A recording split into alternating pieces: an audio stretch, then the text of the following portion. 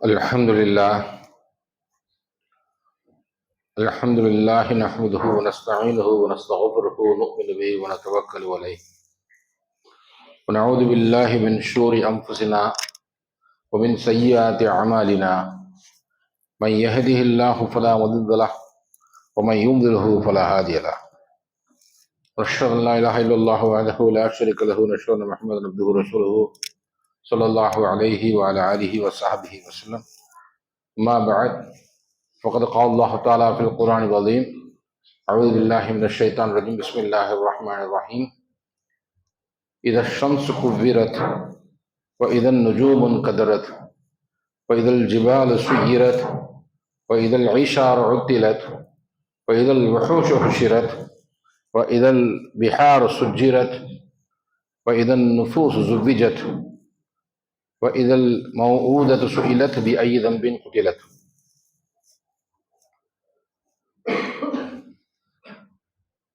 கண்ணியமிக்க அல்லாஹ்வின் நல்லடியார்களே, அருமை சகோதர சகோதரிகளே,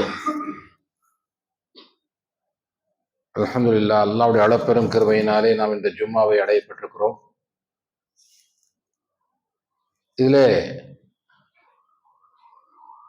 மறுமையை பற்றிய ஒரு காட்சியை விவரிக்கக்கூடிய சில வசனங்களைத்தான் நான் உங்கள் முன்னால் ஓதி காண்பித்தேன். அந்த வசனங்களிலிருந்து நமக்கு கிடைக்கக்கூடிய சில முக்கியமான ஒரு படிப்பினை இருக்கிறது. அந்த வசனத்துல என்ன அல்லாஹ் சுப்ஹானஹு வ தஆலா சொல்லியிருக்கிறான் அப்படின்னு சொன்னா, சூரத்து தக்வீர்ல வரக்கூடிய வசனங்கள். இத ஷம்சு குவ்விரத், சூரியன் அது சுருட்டப்படும் போது, சூரியன் சுருட்டப்படும் போதுதான் மறுமை நாள் உருவாகக்கூடிய அந்த காட்சியை தத்ரூபமாக அல்லாஹ் சுப்ஹானஹு வ தஆலா வர்ணிக்கிறான். முஹம்மது நபி ஸல்லல்லாஹு அலைஹி வஸல்லம் அவர்கள் சொல்லியிருக்கிறார்கள், யாராவது மறுமையை கண்களால் பார்ப்பதோட பார்க்கணும்னு சொன்னா சூரத்து தக்வீர் படிங்கன்னு சொல்லியிருக்கிறாங்க. இத ஷம்சு குவ்விரத், சூரியன் சுருட்டப்படும் போது. காட்சி முடிஞ்சிருச்சுன்னு சொன்னா திரையை சுருட்டி எடுத்துருவாங்க இல்லையா, பார்த்துக்கலாம் நீங்க. திரை அந்த காலத்து திரைகள்லாம் அப்படி ஒன்று சைடில் வர மாதிரி இருக்கும், இல்லை மேலே தூக்கி சுருட்டுற மாதிரி இருக்கும், சைடில் சுருட்டுற மாதிரி இருக்கும் இல்லையா. அப்போ காட்சி முடிய போகுது சொன்னா இந்த சூரியன் சுருட்டப்பட்டு விடுவான், கம்ப்ளீட்டா டார்க் ஆயிரும். சூரியன் போயாச்சுன்னா என்ன இருக்கு, இரவு தானே. சூரியன் இல்லைன்னு சொன்னா கம்ப்ளீட்டா டார்க்கா இருக்கும். அந்த இரவிலே டார்க்ல என்ன தெரியும், நட்சத்திரங்கள் தெரியும் இல்லையா. குவ்விரத் இதன் நுஜூமுன் கதரத், இந்த நட்சத்திரங்கள் எல்லாம் அப்படியே உதிர்ந்து போகும், சிதறி போகும், காணாம போயிடும், அப்படி அப்படியே இல்லாம போகும், சிதறி போகும். சார், இப்போ சூரியன் போயாச்சுன்னா முழுக்க டார்க் ஆயிடுச்சு, நட்சத்திரம் போயாச்சுன்னா டோட்டல் டார்க்னஸ் ஆயிரும். சந்திரன் இருக்கும்ல, எங்க இருக்கும், சூரியன் இருந்தா தானே சந்திரன்ல வெளிச்சம் வர முடியும் இல்லையா. அல்லாஹ் குர்ஆன்ல சொல்றா இல்லையா, வஷம்சு வதுஹாஹா வல் கமரி இதா தலாஹா, அது வெளிச்சத்தை தரக்கூடிய, வெயிலுடன் கூடிய வெளிச்சத்தை தரக்கூடிய சூரியன் மீது சத்தியமாக, அதை பின்தொடர்ந்து பிரதிபலிக்கக்கூடிய சந்திரனின் மீது சத்தியமாக. ஆக சூரியன் இருந்தா தான் சந்திரன். அப்ப அந்த வெளிச்சம் இல்லை, கொஞ்ச நெஞ்ச வெளிச்சங்கள் கொடுத்துட்டு இருக்கக்கூடிய இந்த நட்சத்திரங்கள் அதுவும் என்னவாயிடுச்சு, உதிர்ந்து போயிடுதுன்றான். இதன் நுஜூமுன் கதரத் இதன் ஜிபாலு சுகிரத், மலைகள் எல்லாம் அகற்றப்படும், மூவாக ஆரம்பிச்சிடும், தாறுமாற மூவ ஆரம்பிச்சிடும். காரணம் என்ன சொன்னா, இந்த பூமி சமதளமாக இல்லாமல் இருப்பதற்கு காரணமே இங்க இருக்கக்கூடிய மலைகள் தான். அங்கங்கே மலைகள் நாட்டுப்பட்டுக்கிறதுனால தான் அந்த பூமி சமதளமாக ஒரு மைதானம் போல இல்லை, ஏற்றத்தாழ்வுடன் இருக்கிறது. அந்த ஏற்றத்தாழ்வுகள் எல்லாம் சரி செய்யப்படும், பூமி எல்லாம் அங்கங்க மூவ் ஆரம்பிச்சு இந்த பூமியின் மேல் பரப்பு நகர ஆரம்பிச்சிரும், தன்னைத்தானே சரி செய்து கொள்ள ஆரம்பித்து விடும். அப்ப என்ன, இதழ் பிஹாரு சுயிரத் இதழ் ஜிபாலு சுயிரத் இதழ் இதழ் என்ன சொல்ல அல்லாஹ்ல, இதழ் ஜிபாலு சுயிரத் இதழ் ஐஷார் உத்திலத் இதழ் இஷார் உத்திலத். இஷார்னு சொன்னா இந்த சூழ் கொண்ட ஒட்டகங்கள், கர்ப்பமா இருக்கக்கூடிய ஒட்டகங்கள், இந்த அரபு மக்களுக்கு கர்ப்ப ஒட்டகம் சொன்னா ஒரு 10 மாசம் கர்ப்பத்துல இருக்குன்னு சொன்னா, முழு கர்ப்பத்துல இருக்கக்கூடிய ஒட்டகம் சொன்னா அது ரொம்ப கவனமா பாத்துக்குவான். ஏன்னா அதன் மூலமாக இன்னொரு ஒட்டகம் கிடைக்க போகுது, அதுக்கப்புறம் பால் நிறைய கிடைக்கும். அதை ரொம்ப தாயை கவனிப்பது போல கவனிச்சுக்குவாங்க, யாரும் விட்டுற மாட்டாங்க. அப்பேற்பட்ட ஒரு ஒட்டகம் என்ன சொல்றாங்க, ஐஷாரோ ஒத்தில கவனிப்பாரற்று கிடக்கும், கண்டுக்கவே மாட்டாங்க. ஒரு பேரழிவு வரும்போது யார் என்ன செய்ய மாட்டாங்க, தனக்கு வேண்டியவங்களை கூட பார்க்க முடியாது. சுனாமி எல்லாம் பார்க்கலாம், சுனாமி முடிஞ்சு பெரிய அழிவு ஏற்பட்டு கடைசியில பார்த்தா ஒரு மரத்துக்கு மேல ஒரு கார் சொருகி நிக்குது. அந்த காரை எவ்வளவு பத்திரமா வாங்கியிருப்பாரு, எப்படி என்ஜாய் பண்ணிப்பா வச்சிருப்பாரு, வீட்டுல தொடச்சு கிடைச்சு அப்பப்ப சர்வீஸ் பண்ணி எவ்வளவு கவனிப்பா வச்சிருந்திருப்பாரு. அந்த கார் ஒரு மரத்தின் மேல சொருகி நிக்குது, கண்டுக்காம விட்டுட்டு போயிட்டாங்க, அவ்வளவுதான். அப்படி எத்தனையோ பொருள்கள், எவ்வளவு காஸ்ட்லியான விஷயங்கள் எல்லாம் கூட உயிருக்கே பிரச்சனை, உலகமே அழிய போகுதுன்றப்ப என்னவாகும், யாரும் கண்டுக்க மாட்டாங்க. அப்படி கண்டுக்காம என்ன செய்யப்படும், இந்த ஒட்டகங்கள், அதுவும் சூழ் கொண்ட ஒட்டகங்கள், கர்ப்பமாக இருக்கக்கூடிய ஒட்டகங்கள் கூட கண்டு கொள்ளாமல் விட்டுவிடப்படும். இந்த காட்டு மிருகங்கள் எல்லாம் ஒன்று சேர்க்கப்படும். இந்த காட்டு மிருகங்கள் ஒன்று சேர்வது இதை எப்படி நம்ம விளைவிக்கலாம் அப்படின்னு சொன்னா, பெரிய வெள்ளம் வரக்கூடிய காட்சியை பார்க்கலாம். நீங்க பெரிய ஒரு ஆத்துல ரொம்ப பெரிய வெள்ளம் வந்துருச்சு, காடுகள்ல எதுவும் காட்டாட்டுல பெரும் வெள்ளம் வந்ததுன்னு சொன்னா, அந்த வெள்ளத்துக்காக மிருகங்கள் எல்லாம் என்ன செய்யும், ஒதுங்கி நிற்கும். ஒதுங்கி நிற்கக்கூடிய மிருகத்துல பாத்தீங்கன்னா சிங்கமும் இருக்கும், அங்கே மான்களும் இருக்கும், புலிகளும் இருக்கும், அங்கே ஆடுகளும் இருக்கும். ஆக ஒண்ணுக்கு ஒண்ணு விரோதி தான், ஒண்ணு பார்த்து விலகி ஓடும். அங்கே பாம்புகளும் இருக்கும், கீரியும் இருக்குங்க, எல்லாம் ஒண்ணு சேர்ந்து செய்யும். ஏன்னா எல்லாருக்குமே உயிர் பயம். அப்ப அத்தனையுமே ஒரு இடத்துல அப்படி என்ன செய்யும், குவிக்கப்படும். அப்படி உலகமே அழிந்து சிதறி போகும்போது, மலைகளெல்லாம் நகரும் போது, நட்சத்திரங்கள் எல்லாம் உதிரும் போது, சூரியன் சுருட்டப்பட்டு விடும் போது இவருடைய நிலைமை எப்படி இருக்குன்னு பாருங்க. பறவைகள் எல்லாம் பார்த்தீங்கன்னா கச அம்சான் பறவை எல்லாம் பறந்து ஒண்ணு சேர்ந்து கலந்து போயிருக்கும். அப்படி எல்லாம் ஒண்ணுக்கு ஒண்ணு கலந்து இருக்கக்கூடிய அந்த நேரத்துல இதழ் பிஹார சுஜிரத், இந்த மலை, இந்த கடல்கள் எல்லாம் பற்றி எரிய ஆரம்பிக்குமா, கடல்கள் எல்லாம் பற்றி எரிய ஆரம்பிக்கும். கடல்கள் பற்றி எது சொன்ன என்ன அர்த்தம், எப்படி விளங்கிறது? இப்போ சாதாரணமா சயின்டிஃபிக்கா கூட நம்ம புரிஞ்சுக்கலாம். கடல்ங்கிறது நீரா உருவானது. நீர்ல கொஞ்சம் கெமிஸ்ட்ரி படிச்சவங்களுக்கு தெரியும், ஹைட்ரஜன் ஆக்சிஜன் இருக்கு. ஹைட்ரஜன் நல்லா சூப்பரா எரியும், ஆக்சிஜன் அந்த எரியறதுக்கு துணை போகும். அதனால இப்போ நீரையே என்ன செய்யறாங்க, நம்ம எரிபொருளாக பயன்படுத்தி வாகனங்கள் ஓட்டுற அளவிற்கு புது புது விஷயங்கள்லாம் கண்டுபிடிச்சிட்டாங்க. உங்களுக்கு தெரியும், ஒரு கால நீர்ல எத்தனையோ கிலோமீட்டர் வண்டி ஓட்டலாம் அப்படின்னு சொல்றாங்க, எரிபொருளாக பயன்படுத்தலாம். அன்னைக்கு என்ன ஆகுமோ, எப்படி ஆகுமோ நமக்கு தெரியாது. தண்ணீரே பிடிச்சி எரிய போகுதா, அதிலிருந்து இந்த எரிமலைகள் கிளம்பி எல்லாம் பத்தி எரிய போகுதா, நமக்கு தெரியாது, அதை பத்தி ஐடியா இல்லை. ஆனா இதை பற்றி ஒரு ஹதீஸ், வித்தியாசமான ஒரு ஹதீஸ் வந்து இருக்குது. அலிரதியார் வந்து என்ன செய்யறாங்க, ஒருத்தன் கேட்கறாங்க, ஒரு யூதரை பார்த்து அலிரதெல்லாம் கேட்கறாங்க, நரகம் எங்க இருக்குன்னு தெரியுமான்னு. ஏன்னா அந்த சமயத்துல அஹ்லே கிதாப் அவங்க தான், வேதம் வழங்கப்பட்டவர்கள் யூதர்கள் கிறிஸ்தவர்கள் தான், அவர்கள்ட்ட போய் கேட்கிறது பழக்கம் இருந்துச்சு. அப்போ அலி ரலியல்லாஹு கேட்கறாங்க, நரகம் எங்க இருக்குன்னு தெரியுமா? உடனே அந்த யூதர் சொல்றானா, கடல்ல இருக்குது அப்படின்றானா. உடனே அவரு அலி ரலியல்லாஹு கேட்கறாங்க, கேட்ட உடனே அதை பார்த்து மற்றவங்க ஆச்சரியப்படுறாங்க, இப்படி சொல்றானே அப்படின்ட்டு. அப்ப அலி அவர்கிட்ட கேட்கறேன், இப்படி சொல்றாரு கரெக்டா? எனக்கு என்னமோ அது சரி மாதிரி தான் படுது. ஏன்னா அல்லாஹ் குர்ஆன்ல இன்னொரு சொல்றான், வல் பஹரில் மஸ்ஜூர். அல்லாஹ் குர்ஆன்ல 52வது சூராவுல சூரத்து தூர்ல சொல்றான், வல் பஹரில் மஸ்ஜூர். என்ன அர்த்தம்? நெருப்பாக இருக்கக்கூடிய கடலின் மீது அப்படின்னு அல்லாஹ் சொல்றான். கடலின் மீது, சமுத்திரத்தின் மீது சத்தியமாக. நெருப்பாக பற்றி எரியக்கூடிய சமுத்திரத்தின் மீது சத்தியமாக நல்லா குர்ஆன்ல சொல்றான்.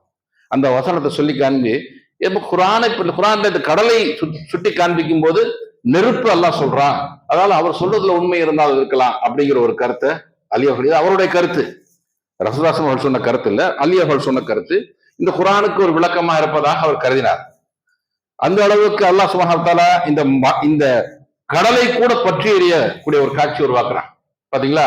இதழ் பிஹாரு சுஜிரத், இதழ் நுஃபூசு சுபிஜத், நஃப்ஸுகள் எல்லாம் ஒன்று சேர்க்கப்படும் போது. இதை தஃப்சீர்ல 2 விதமா விளக்குறாங்க. ஒவ்வொரு நஃப்ஸு பிரிஞ்சு போச்சு, ஆன்மா பிரிஞ்சு போயிடுச்சு இல்லையா? உடல்கள் தான் அடக்கம் செய்யப்பட்டிருக்குது.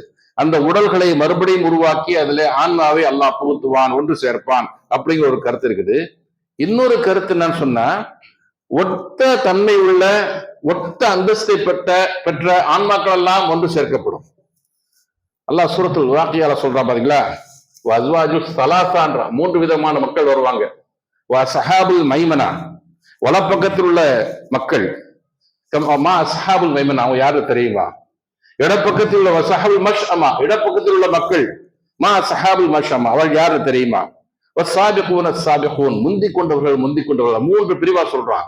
வலப்பக்கத்தில் உள்ளவர்கள், இடப்பக்கத்தில் உள்ளவர்கள், முந்திக் கொண்டவர்கள். சரி, இப்படி பல பிரிவுகளாக எல்லாம் செய்யறான். அல்லாஹ் சுப்ஹானஹு வ தஆலா ஆன்மாக்களை குரூப்பா பிரிச்சு காண்கிறான். அப்படி ஆன்மாக்கள் எல்லாம் குரூப்பாக பிரியும் போது அந்த காட்சியை தான் அல்லாஹ் இங்க சொல்றானாக்கும் அப்படி சொல்லி தஃப்சீர்ல விளக்கம் தர்றாங்க. சரி, அதற்கு அடுத்து மிக முக்கியமான ஒரு விஷயம் பாருங்க, அதுக்கப்புறம் தான் வருது. வைதல் மௌஊதத்து சுஇலத் பிஅய்யி தம்பின் குதிலத். வைதல் மௌஊதத்து சுஇலத். மௌஊதன்னு சொன்னா சிசுக்கள், பிறந்த குழந்தை இருக்கு பாத்தீங்களா சொல்றது. சுயிலத் கேட்கப்படும், விசாரிக்கப்படும், கேள்வி கேட்கப்படும். பிஅய்யி தம்பின் குதிலத். நீ எதற்காக கொலை செய்யப்பட்டா, என்ன பாவத்துக்காக அவனை கொலை செஞ்சாங்க, அதை பார்த்து இந்த கேள்வி கேட்கப்படும். பாருங்க, முதல்ல கேட்க இவ்வளவு பயங்கரமான சூழ்நிலையில சூரியன் சுருட்டப்பட்டு, நட்சத்திரங்கள் உதிரப்பட்டு, மலைகள் நகற்றப்பட்டு, அதே மாதிரி சூழ் கொண்ட ஒட்டகங்கள் எல்லாம் தெரிச்சு ஓடி யாரும் கேட்க ஆள் இல்லாம, மிருகங்கள் எல்லாம் ஒன்று சேர்க்கப்பட்டு, கடலெல்லாம் பற்றி எரியும் போது, ஆன்மாக்கள் எல்லாம் குரூப்பா சேர்க்கப்பட்ட பிறகு நாம் என்ன நினைச்சிட்டு இருக்கோம்? மறுமை உருவாயிடுச்சு. மறுமை உருவாகக்கூடிய அந்த காலகட்டம் வந்துருச்சு. அந்த சமயத்துல கேள்வி கணக்கு ஆரம்பிக்கப்படும், அப்படிதானே? அதற்கு முன்னாடி ஒரு கேள்வி அல்லாஹ் கேட்பான். யாரை பார்த்து? கொலை செய்யப்பட்ட உயிருடன் புதைக்கப்பட்ட பெண் சிசுக்களை பார்த்து அல்லாஹ் கேட்பானா, நீங்கள் எதற்காக ஐய தம்பின் குதிலத், நீங்கள் எதற்காக கொலை செய்யப்பட்டீர்கள் அப்படின்னு எல்லாம் கேட்பானா. இவ்வளவு பயங்கரமான சூழ்நிலையில முதல்ல கேட்கப்படக்கூடிய கேள்வி விசாரணைகளுக்கு முன்னாடி பாத்துங்க. அதான் ரொம்ப ஆச்சரியம். கடைசி வசனம் பாத்தீங்க, அடுத்த வசனம் பாத்தீங்கன்னா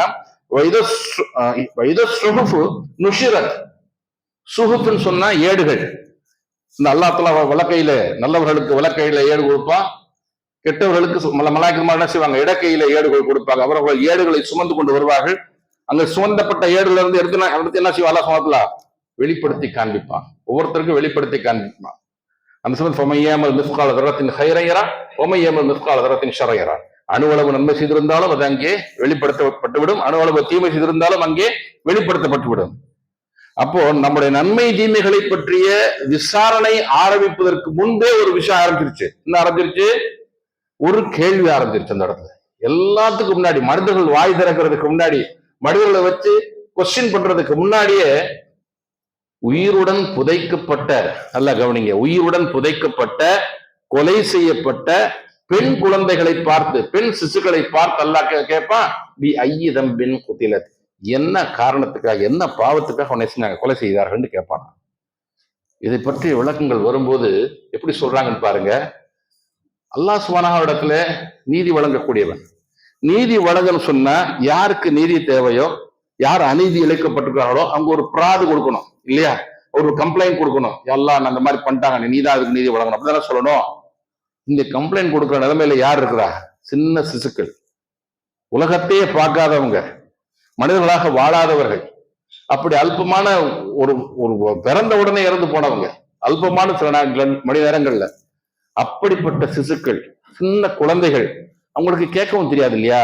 அதனால அல்லாஹ்வே அவங்களை கேட்க வைக்கிறான்.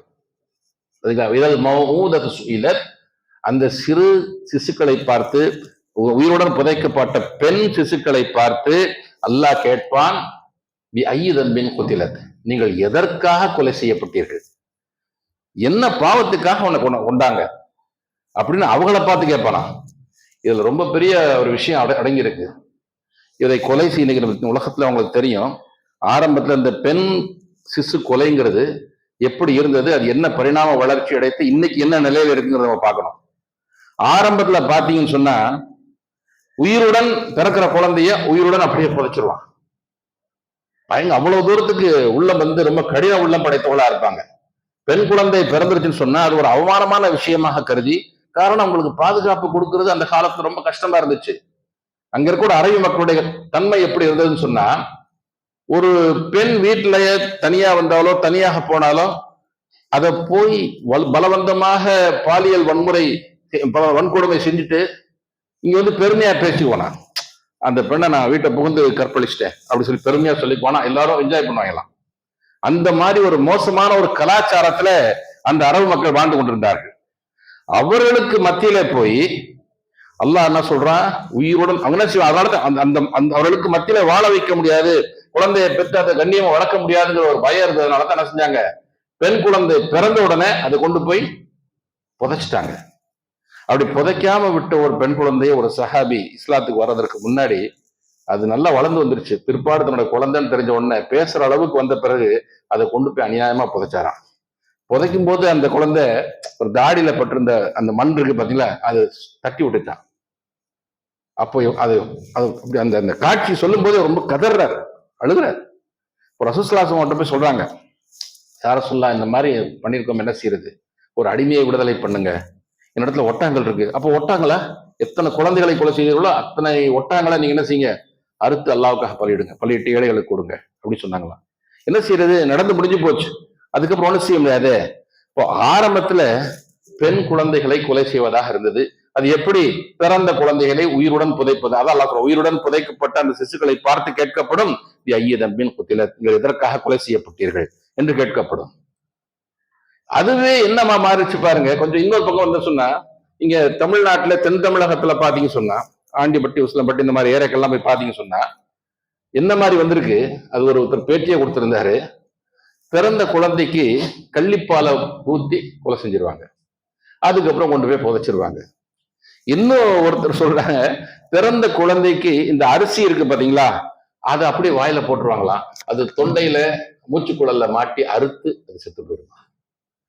இன்னும் ஒரு கருத்து சொல்லப்பட்டது, ஒருவேளை மார்கழி மாதத்துல அந்த குழந்தை பிறந்திருந்தால், நல்ல குளிரான நேரத்தில் அந்த குழந்தை பிறந்திருந்தா, இரவு சாயந்தர நேரத்துல பிறந்தா இரவு அப்படியே அந்த குழந்தைய ஒண்ணு கழுவாம ஒண்ணு செய்யாம பிறந்த உடம்போட அப்படி என்ன செய்வாங்க, முற்றத்துல வீட்டு பின்பகுதியில ஓப்பன் வச்சுருவாங்க. அந்த பனியிலேயே அந்த குழந்தை கொஞ்ச நேரம் அழுகும், அதுக்கப்புறம் அழுகிறதுக்கு தொண்டை கூட வராது, பனியில அப்படியே தொண்டை இறுகி போயிடும், அப்படியே இழுத்து அந்த குழந்தை செத்து போயிருமா. இவ்வளவு கொடூரமாக கொலை செய்ததுக்காக ஒரு பேட்டியில சிலர் சொன்ன அந்த கருத்துக்கள். அது பின்னாடி வந்தது. முன்னாடி பிறந்த உடனே அதை புதைச்சிட்டாங்க, புதைச்சு கொலை செஞ்சாங்க, இதை கொலை செஞ்சு புதைக்கிறான், அவ்வளவுதான் வித்தியாசம். அதுக்கப்புறம் அது எப்படி பரிணாம, நாட்கள் நகர நகர நவீனமான விஞ்ஞானம் வளர வளர இந்த நவீன உலகத்துல அது என்ன வாக்கு சொன்னா, கருத்தடை கரு கலைப்புங்கிற பேர்ல போச்சு. எனக்கு பிடிக்கல, பொம்பளை பிள்ளை வந்துருச்சு, உடனே இந்த ஸ்கேன்ல தெரிஞ்சு போச்சு, ஸ்கேன்ல தெரிஞ்ச உடனே என்ன செஞ்சிடுறாங்க, மாத்திரையை போட்டு கலைச்சிருது. அவங்க குழந்தை பிறந்த பிறகு கொண்டாங்களா, அது கீழே பிறந்த குழந்தைய புதைச்சாங்களா, அதெல்லாம் இல்ல, சாதாரண கொண்டுட்டாங்க அவ்வளவுதானே அப்படின்னு நினைக்கலாம். ஆனா அதுவும் மிகப்பெரிய கிரைம். பாவம், அந்த குழந்தைய பிறக்கிறதுக்கு முன்னாடியே கொண்டுட்டாங்க, அதுக்குண்டான வாய்ப்பே கொடுக்காம கொண்டுட்டாங்க. கருவறையே அந்த குழந்தைக்கு கல்லறையா மாறிடுச்சு இல்லையா. அது அது அதோட பெரிய பாவம். ஒரு குழந்தை பிறந்ததுன்னா பாவம், ரொம்ப அப்பாவி, இப்பதானே பிறந்திருக்கு, ரொம்ப மாசுமான குழந்தையா இருக்கும் அப்படி சொல்லுவோம். ஆனா அதுக்கு முன்னாடி கருவுல இருக்கும்போது அது ஒண்ணுமே பிறக்க போறோமா இல்லையாங்கிறது கூட தெரியாது, அந்த நிலையில அதை கொலை செஞ்சுட்டாங்க. அதான் நடந்துட்டு இருக்கு இந்த நவீன உலகத்துல. இன்னும் சில பேர் சொல்லலாம், என்ன சொல்லலாம், இந்த குழந்தையை நம்ம உருவாக்காம பாத்துக்கிறோம்ல, அதுல என்ன தப்பு இருக்கு. கருத்தடை செய்யறது ஒரு பக்கம் இருக்கட்டும், கருவை உருவாக்காம பாத்துக்குவாங்கல்ல, அதற்குண்டான சாதனங்கள், கருத்தடை சாதனங்கள்லாம் வந்துருச்சு இல்லையா. அந்த விந்தும் அண்டமும் சேராமலே பாத்துக்கலாமே, குழந்தை உருவாகவே பாத்துக்கிறாங்கல்ல, அதுல என்ன தப்பு இருக்கு, அதெல்லாம் இந்த கொலை குற்றத்துக்கு ஆளாகுமா அப்படின்னு சில பேர் கேட்கலாம். இதை பற்றி ஒரு ஹதீஸுக்கு படிச்சு நான் அப்படியே அதிர்ச்சி ஆயிட்டேன். இவர் இப்னு கசீர் தன்னுடைய தஃப்சீர்ல இந்த ஹதீஸை கையாண்டிருக்கிறாங்க. அந்த ஹதீஸ்ல வந்து எங்கெங்க அந்த ஹதீஸ் இருக்குன்னு சொன்னா பாருங்க, இப்னு மாஜா, முஸ்லிம், அபுதாவுத், திர்மிதி, நசை, இத்தனையில அந்த ஹதீஸ் பதிவாயிருக்கு. இந்த ஹதீஸ்ல என்ன சொல்லப்படுதுன்னா, ஒரு நீண்ட ஹதீஸ், அதுல அந்த பகுதியை மட்டும் சொல்றேன். அதுல ஒரு வழக்கம் இருந்துச்சு, அரபு மக்கள் மத்தியில் ஒரு பழக்கம் இருந்துச்சு. அது அசல்னு சொல்லுவாங்க. அதாவது கணவன் மனைவியும் ஒன்று சேரும் போது அந்த உச்சக்கட்டத்தில் பிரிஞ்சுக்குவாங்க. அந்த கரு உருவாகாமே பார்த்துக்குவாங்க. அது கருவு உருவாகாமே தடுத்து விடுவது. இதுக்கு அர்த்தம் என்ன தெரியுமா? அவள் பூமிக்கு வரும் வாசலையே அடைச்சிடுறது. இந்த பக்கம் உள்ள வந்தா தானே, உள்ளே வர விடுறது இல்லை. பூமிக்கு வரும் வாசலையே அடைத்து விடுவது. அந்த பணியை செய்வாங்க. அது எப்படி? அதுக்கு பேர் அசல்னு ஒரு பழக்கம் இருந்துச்சு. அது போர்க்காலங்கள்ல செய்வதற்கு அனுமதி கொடுக்கப்பட்டதாக சிலர் சொல்றாங்க. ஆனாலும் கூட இந்த ஹதீஸை பார்க்கும்போது நமக்கு ரொம்ப அதிர்ச்சியா இருக்குது. அதை பத்தி கேட்கப்படுது, யார சொல்லா அந்த அசல் செய்யறாங்களே அதுல எதுவும் தப்பாயிருமா அப்படி கேட்கப்படுது. அது இந்த வசனம் வந்த பிறகு கேட்கப்படுது. அப்ப சொல்றாங்க,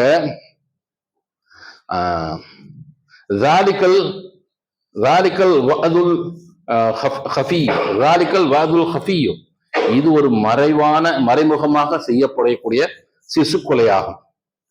வகுவல் என்ன சொல்றாங்க, வகுவல் மௌஊதத்து சுயிலத், வகுவல் மௌஊதத்து சுயிலத், இதுதான் மௌஊதத்து சுயிலத்ன்றாங்க. இதைத்தான் அல்லாஹ் என்ன சொல்றான், மௌஊதத்து சுயிலத், அந்த பெண் குழந்தையை பார்த்து கேட்கப்படும் சொல்ற பாத்தீங்களா, புதைக்கப்பட்ட பெண் குழந்தை கேட்கப்படும் சொல்றாங்க பாத்தீங்களா, அந்த புதைக்கப்பட்ட பெண் குழந்தைகள் லிஸ்ட்ல இதுவும் வந்துடும் சொல்றாங்க. தெளிவான ஒரு ஹதீஸ், இத்தனை பதிவாயிருக்குது. இதை இப்னு கசீர் அவருடைய தஃப்சீர்ல கையாண்டிருக்காரு. அப்ப குழந்தை பிறக்கக்கூடாது கருத்தடை செய்து கொள்வது கூட, அந்த குழந்தை உருவாகாமலே பார்த்து கொள்வது கூட ஒரு பெரும் குழந்தை கொலையாகத்தான் கருதப்படும், சிசு கொலையாகத்தான் கருதப்படும். ஏன்னா ஒரு கொலையை செய்த நல்லா யோசிச்சு பாருங்க, ஒரு குழந்தை பிறந்தது சொன்னா அது வெறும் ஒரு குழந்தை தானே பிறந்திருக்கு, அப்படி கிடையாது. ஒரு மிகப்பெரிய சந்ததியே உருவாக போகுது இல்லையா? அந்த குழந்தை பிறந்து அது வளர்ந்து அதுக்கு குழந்தைகள் பிறந்து அதுக்கு பேரம்பேத்தி எடுத்து அவங்களுக்கு பேரம்பேத்தி எடுத்து எவ்வளவு பெரிய சந்ததி யோசிச்சு பாருங்க. ஒரு பெரும் சந்ததியை கொலை செய்யறோம். அதனால்தான் ஒரு மனிதரை கொலை செய்தவன் ஒரு சமுதாயத்தை கொலை செய்தவன் ஆவான் இல்லையா? யாராவது ஒரு மனிதனை கொலை செய்தால் ஒரு சமூகத்தையே கொலை செய்வனாவான் குர்ஆன் சொல்லுது. அந்த அடிப்படையில ஒரு குழந்தை வரவிடாம தடுக்கிறன்னு சொன்னா, நீ ஒரு தனி ஆத்மாவை வரவிடாம தடுக்கல, ஒரு பெரும் சந்ததியுடைய வாசலை அடைச்சிட்ட. இதுல என்னங்க சரிங்க, கருத்தடை பண்ணிக்கிறதுல என்னங்க தப்பு இருக்குது? நாங்க கணவர் அவர் வாசக்டமி செஞ்சுக்கலாம், பெண்கள் டியூபக்டமி எல்லாம் செய்யறாங்க. அதெல்லாம் இந்த சமுதாயத்துல ஒரு காலத்துல ரொம்ப சாதாரணமா இருந்தது. இப்போ கொஞ்சம் தழகீது பேசக்கூடிய மக்கள்கிட்ட ரொம்ப குறைஞ்சிருக்குது. ஆனா மற்றவங்களை பார்க்கும்போது மறைமுகமா செஞ்சுட்டு இருக்கிறாங்க. என்னுடைய பல உறவினர்கள் வீட்டுக்கு போய் பார்த்தேன். என்ன வச்சிருக்காங்க, எத்தனை குழந்தைங்க? 2 குழந்தைங்க, ஒரு பையன் ஒரு பொண்ணு. சரி, இன்னொருத்த கேட்கிறேன், 2 குழந்தைங்க, ஒரு பையன் ஒரு பொண்ணு. என்ன கணக்கு வச்சு குழந்தை பிறந்திருக்கு? என்ன அதுக்கப்புறம் பெத்துக்கலையா? அல்லாஹ் நாடல. அது எப்படி அல்லாஹ் நாடல?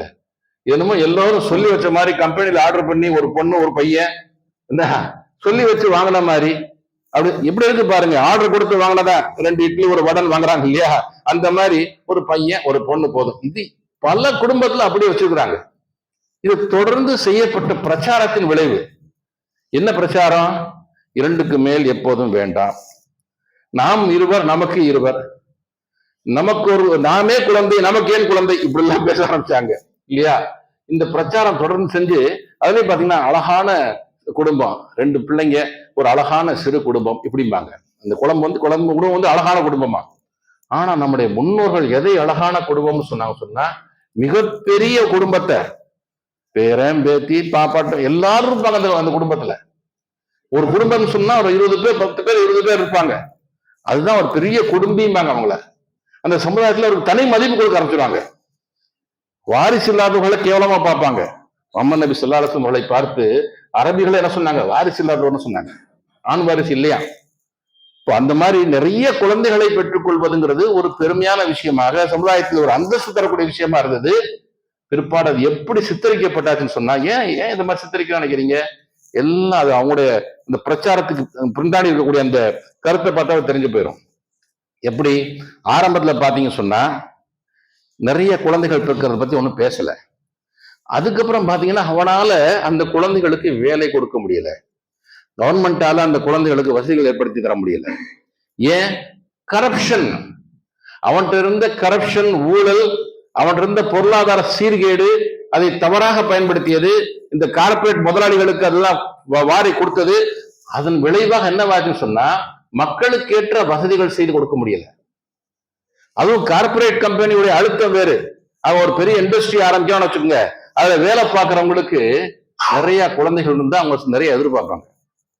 வீட்டுல 5 குழந்தைகள் இருக்குங்க, சம்பளம் கொஞ்சம் கூட போட்டு கொடுங்க, பெரிய ஃபேமிலி சொல்லுவாங்களா இல்லையா? அப்ப என்ன செய்யறான், குழந்தை பிறப்பை குறைக்கணும்னு பாக்குறான். என்னால அவங்களெல்லாம் வச்சு மெயின்டைன் பண்ண முடியல, அதனால குறைக்கணும். எப்படி இருக்கு தெரியுமா? இத்தனை பேர் இருக்கக்கூடிய ஒரு சமுதாயத்தை இன்னைக்கு இதை பேரை மாத்திட்டாங்க. பேரு மனித வளம்னு சொல்றான். நிறைய மனிதர்கள் இருந்த முன்னாடி பாப்புலேஷன் குரோத்னா, பாப்புலேஷன் ஒரு ஜனத்தொகை அதிகமாயிடுச்சுன்னு சொல்றான். அந்த பாப்புலேஷன் குரோத் நம்ம குறைக்க சொன்னா நாடு மிகப்பெரிய குழப்பத்துல வந்துடும் சொன்னா. ஆனா இப்ப அதே மாத்தி பேசலாம், மனித வளம்னு சொல்றான். ஏன்? இப்ப பல நாடுகளுக்கு மனிதர்கள் தேவைப்படுகிறார்கள். கனடால யார் வந்தாலும் வான்னு சொல்லி கூப்பிட்டு ரெடியா இருக்கிறாங்க. இப்படி நிறைய யூரோப்பியன் கண்ட்ரீஸ்ல எல்லாம் நிறைய பேர் வான்னு சொல்லி கூப்பிடுறான். ஏன்னா வேலை பார்க்கறதுக்கு ஆள் இல்லை, அந்த நாட்டின் முன்னேற்றத்துக்காக பாடுபடுவதற்கு ஆள் இல்லை. எவ்வளவு மோசமான நிலைமை பாத்தீங்களா? இப்ப என்ன செய்யறாங்க, மனிதர்கள் தேவைன்றான். அதற்கு பேர் மனித வளம்னு சொல்றாங்க. அந்த சமயத்துல திருப்பி திருப்பி செய்யப்பட்ட பிரச்சாரம் என்னது? 2 பேருக்கு மேல எப்ப வேணாம், ஒரு ஆண் போதும், ஆசைக்கு ஒரு ஆண், ஆஸ்திக்கு ஒரு ஆண், ஆசைக்கு ஒரு பெண் இருந்தால் போதும். இப்படியேப்பட்ட பிரச்சாரங்கள் எல்லாம் என்னவாயிடுச்சு? அழகான குடும்பம், சின்ன குடும்பம், ரொம்ப சந்தோஷமா வாழ்றாங்க, வசதியா வாழ்றாங்க. ஏன் நீங்க வசதியை நிறைய குழந்தைகளை பற்றி ஏன் நீங்க கஷ்டத்துல வாழ்றீங்க, ஏன் நீங்க ஏழ்மையில வாழ்றீங்க, இப்படியே சொல்ல ஆரம்பிச்சான். வசதியாக வாழ்றத என்ன சொல்றாங்க, என்ன சொல்ல வரான் தெரியுமா? நல்லா செலவழிச்சு வாழ்றான், நல்லா என்ன செய்யறான், லாவிஷா ரொம்ப ஆடம்பரமா வாழக்கூடிய வாழ்க்கையை மக்கள் விரும்புறாங்க.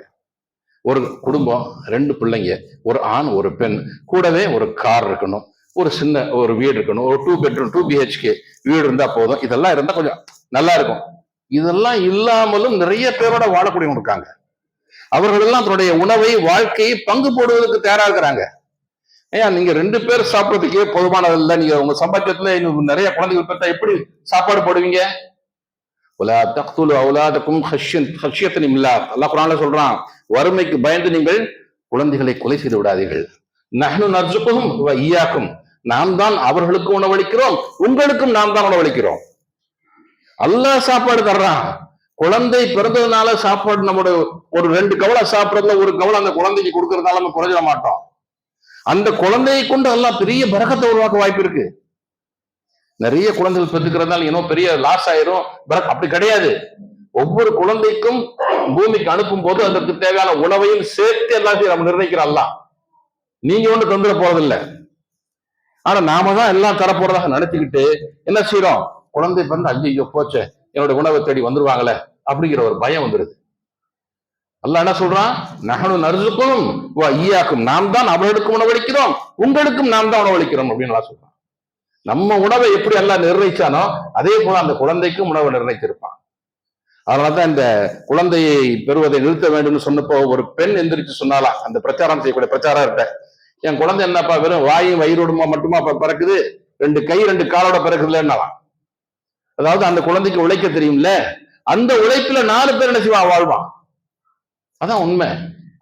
ஒரு குழந்தை வரும்போது இந்த பூமிக்கு ஒரு உழைப்பதற்கு ஒரு ஆள் வர்றான், சிந்திப்பதற்கு ஒரு மூளை வருது. அதோட சிந்தனையில என்னென்ன அற்புதங்கள் உருவாக போதும் நமக்கு தெரியாது. ஒரு பெரிய சயின்டிஸ்ட் உருவாகலாம், ஒரு பெரிய பொருளாதார நிபுணர் உருவாகலாம், ஒரு சிறந்த அரசியல் தலைவர் உருவாகலாம். அதெல்லாம் வரவிடாம தடுக்கணும். அப்படி செய்யறதுக்கு நமக்கு என்ன இல்லை, எந்த அதிகாரமும் கிடையாது. இதுக்கெல்லாம் என்ன பேர் வச்சோம் தெரியுமா? ஆரம்பத்துல குழந்தைய புதைச்சா அது அநியாயம்னு சொன்னோம். அதுக்கப்புறம் அதை போட்டு பிறந்து சாகடிச்ச அப்புறம் புதைச்சா அது அநியாயம்னு சொன்னோம். அதுக்கப்புறம் குழந்தைய வயிற்றுலயே கலைச்சாங்க, எல்லாம் தப்பு தப்புன்னு சொல்லிட்டு வந்தோம், ரைட்டு.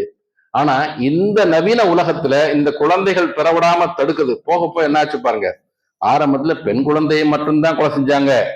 ஆனா அதுல பழகி போன மனிதர்கள் எத்தனை குழந்தை, ஆண் பெண் அதெல்லாம் கணக்கு இல்லை. இப்ப நான் 2க்கு மேல வேணாம், 2க்கு மேல ஆண் குழந்தையே பிறக்கலாம் இருந்தாலும் வேணாம். பாத்தீங்களா? அப்போ என்ன வாச்சு, குழந்தைகளை கொலை செய்வது நார்மலைஸ் ஆயிடுச்சு, எல்லாருக்கும் சாதாரண விஷயம் ஆக்கி விட்டான். அது ஒண்ணு தப்பு இல்லைங்க. குழந்தை நம்ம ஃபேமிலி, அதுக்கு என்ன வார்த்தையை போட்டான், ஃபேமிலி பிளானிங். அதுக்கு என்ன வார்த்தையை போட்டான், ஃபேமிலி பிளானிங். எப்பவும் தெரிஞ்சுக்குங்க, ஒரு தீமையை பற்றி சொல்லும் பொழுது மக்களுக்கு அறிமுகப்படுத்தும் போது அப்படியே சுகர் கோட்டோடு வேர்டுமாங்க, தேன் தடவி பேசுற வார்த்தை. உதாரணம் சொல்லுங்களேன், விபச்சாரம் கேட்கறதுக்கு ஒரு சங்கடமா இருக்கு. விபச்சாரிங்க அவன் அப்படி சொல்றது கஷ்டமா இருக்கு. ஆனா அந்த விபச்சாரிகள் கூட்டம் என்னவாச்சு, மும்பையில கல்கட்டால ஒரு பெரிய சமூகமே உட்கார்ந்து அந்த வேலையை பண்ணிட்டு இருக்கு. அரசாங்கத்துக்கு அவங்களுடைய சட்டங்கள் அங்க செல்லாது. அங்க விபச்சாரம் கிட்டத்தட்ட அங்கீகரிக்கப்பட்ட, சட்ட ரீதியா அங்கீகரிக்கப்பட்ட ஒண்ணு ஆயிடுச்சு. இப்போ அந்த வார்த்தை ரொம்ப உறுத்தலா இருக்கு பாத்தீங்களா. உடனே வார்த்தையை மாத்திரம், பாலியல் தொழிலாளி. எப்படிங்க பாலியல் தொழிலாளியா? லேபர்ன்றான், 6 லேபர்ஸ். இப்ப அவங்களுக்கு போனஸ் தரணும், வாடகை இது என்ன சேலரி கொடுக்கணும், இன்கிரிமெண்ட் கொடுக்கணும். பாருங்க, இப்படி எல்லாம் இப்ப பேச ஆரம்பிச்சுட்டான். பாலியல் தொழிலாளிமா, ஆபாசம். அது என்னவாச்சு லேட்டஸ்டா இப்படி பேச மாதிரி ஃபேஷன். இப்பதான் லேட்டஸ்ட் ஃபேஷன், இதான் ட்ரெண்டு. ஆபாசம் அசிங்கமா இருக்குடா, அதான் இன்னைக்கு ஃபேஷன். ஃபேஷன் சொல்லி அதை ஏமாத்துறான். இப்படி அதே மாதிரி வட்டி, இன்ட்ரெஸ்ட்னு சொன்னா மக்களுக்கு ஒரு மாதிரி இருக்கு. வட்டின்னு சொன்னா அது சுரண்டல்ங்கிறது எல்லாருக்கும் புரிய ஆரம்பிச்சிருச்சு. உடனே பேரை மாத்தினான். என்னது? அது ஒண்ணும் இல்ல, ஜஸ்ட் இஎம்ஐ. அதுக்கப்புறம் என்ன சொல்லுவான்? இன்கிரிமெண்ட் அப்படிம்பா, டிவிடெண்ட் அப்படிம்பா, போனஸ் அப்படிம்பா. எல்லாமே வட்டி தான், எல்லாமே வட்டியில் அடங்கியிருக்கும்.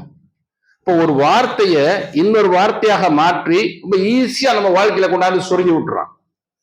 அதுக்குதான் அழகான வார்த்தை சுகர் கோட்டட் வேர்டுபாங்க. அதை அப்படி போட்டு என்ன செய்யறது? ஏமாத்துறது.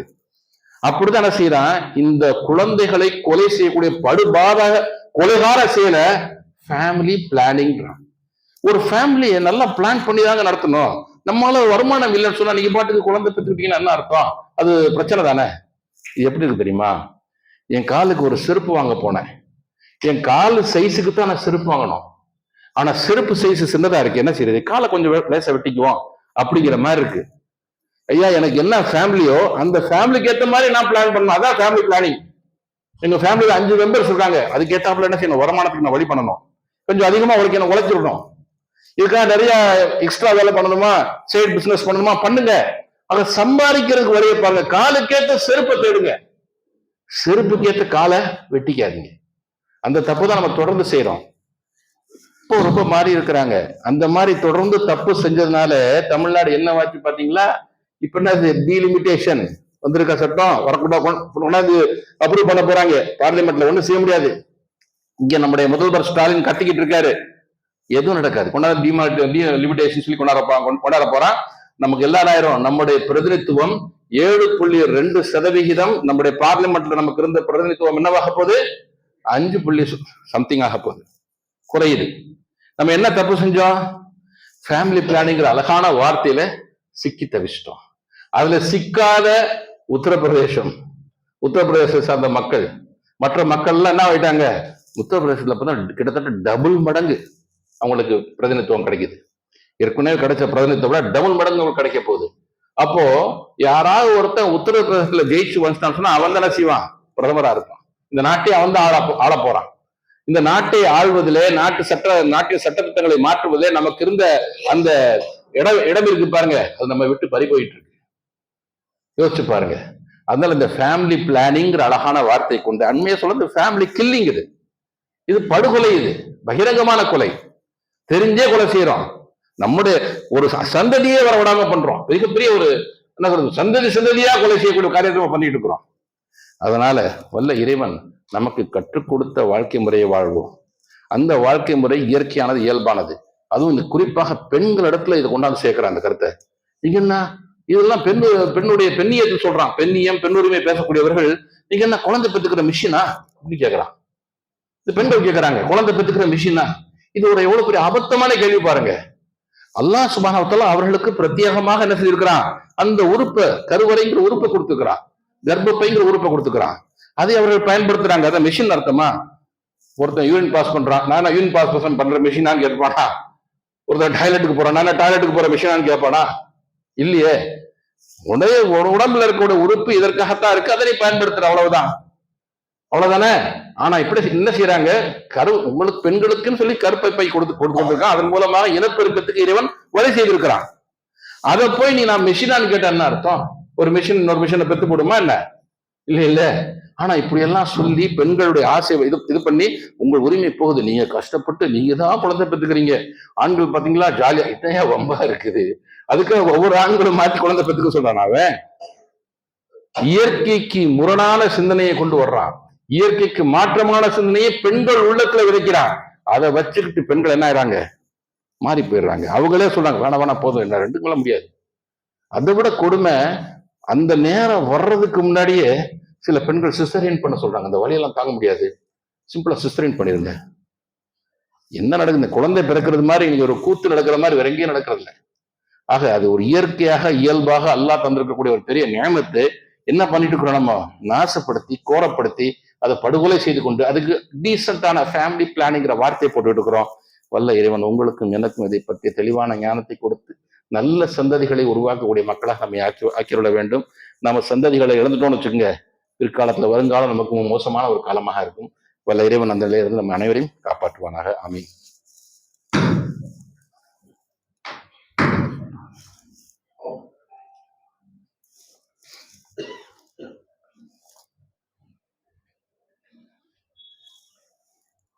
அல்ஹம்துலில்லாஹி ரப்பில் ஆலமீன். அஸ்ஸலாத்து வஸ்ஸலாமு அலா ரசூலில் அமீன் வ அலா ஆலிஹி வ ஸஹ்பிஹி அஜ்மஈன்.